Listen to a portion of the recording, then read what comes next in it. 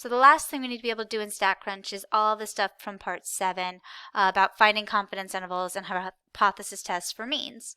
So that is all going to be under stat, just like it was for part 6, confidence intervals and hypothesis tests were in proportion stats.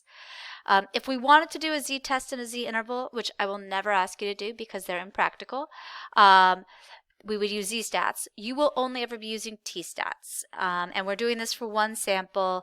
Just like before, we don't have the raw data, which would just be a list of a bunch of people's values. We have a summary. So stat, t-stats, one sample with summary.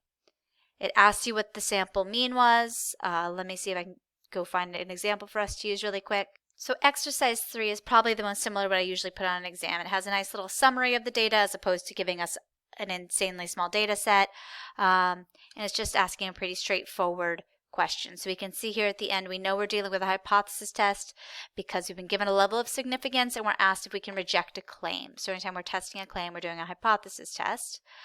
We also see that there's a mention of a mean, so that's how we know we're in part 7.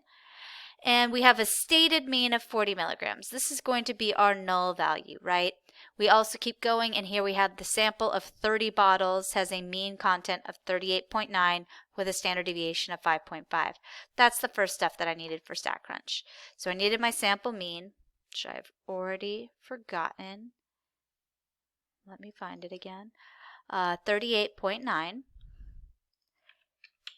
I needed that sample standard deviation, 5.5, and I needed how many things we sampled. So as a reminder, here was my standard deviation, here was my mean, and we sampled 30. So I'll type all that in. And then I choose whether I'm doing a hypothesis test or a confidence interval, and I put in that null value of 40. And that's when I look and see if there's any keyword telling me about a direction. This one I was just looking to reject their claim, so I'm going to leave it as a not equal to. There was no direction in that question. And I've got compute.